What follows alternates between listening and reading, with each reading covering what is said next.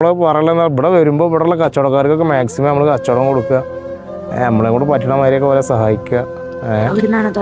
നമ്മൾ വരുമ്പോൾ ഒരു ജീവിതം ഒരു ബാരിക്കേഡ് കണ്ടില്ലേ, അതിൻ്റെ പുറത്തേക്ക് ആരും ഇപ്പോൾ താമസമല്ല.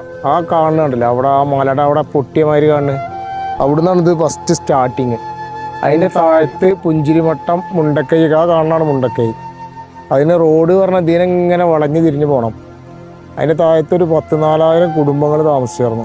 പക്ഷേ ഇപ്പോൾ അവിടെ ആരുമില്ല എന്ന് പറയണേ. ആരുമില്ല പറഞ്ഞാൽ ഇപ്പോൾ ഇവിടെ പവർ സപ്ലൈ കാര്യങ്ങളൊന്നും, ഇത് റെഡ് സോണാണ്.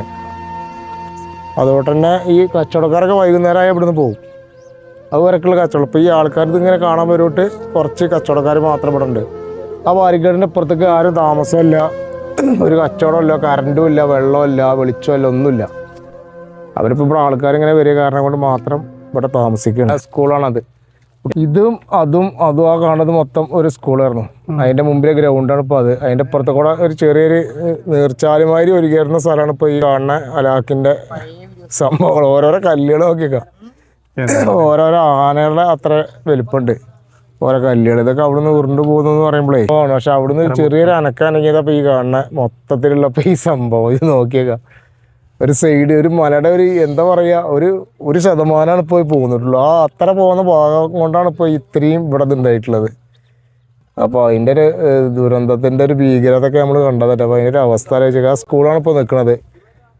ഒരു ശ്മശാനത്തിൻ്റെ ഒരു മൂകതര ഇപ്പോൾ നിൽക്കുന്നത്. സ്കൂൾ എന്ന് പറഞ്ഞാൽ സ്കൂൾ പോയിട്ടൊന്നുമില്ല, സ്കൂളിൻ്റെതായ ഈ ഒരു ഭാഗം മാത്രമേ പോയിട്ടുള്ളൂ. ഇത് സ്കൂളാണോ കടയാണോ എന്ന് അറിയില്ല കേട്ടോ.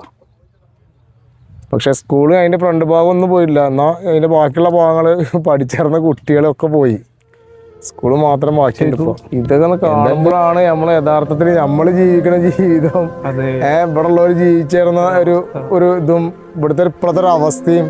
ഇവിടെ ഇപ്പോൾ ആകെ മൊത്തത്തിലൊരു എന്താ പറയുക, ഭയങ്കര സൈലന്റ് ഏരിയയാണ് ഇപ്പോൾ. ഭയങ്കര സൈലന്റ് പറയാം, ഭയങ്കര സൈലന്റ്. കാരണം ആൾക്കാരൊക്കെ ഒരു പ്രത്യേക തരം. പിന്നെ ഇപ്പോൾ നമ്മൾ പറയുന്നത് ഇവിടെ വരുമ്പോൾ ഇവിടെയുള്ള കച്ചവടക്കാർക്കൊക്കെ മാക്സിമം നമ്മൾ കച്ചവടം കൊടുക്കുക, നമ്മളെ കൂടെ പറ്റണ മാതിരിയൊക്കെ പോലെ സഹായിക്കുക.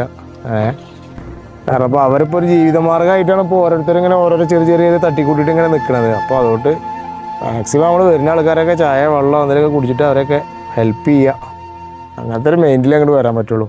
നമ്മൾ കുറേ ഇങ്ങോട്ട് വരണമെന്ന് കാണണം എന്നൊക്കെ അങ്ങനെ വിചാരിക്കണം. അപ്പോൾ വന്നപ്പോഴത്തെ അവസ്ഥ ഇതാണ്. കുട്ടികൾ തന്നെ ഓട്ടോമാറ്റിക്കായിട്ട് സൈലൻ്റായി ഇവിടെ വന്നപ്പോൾ.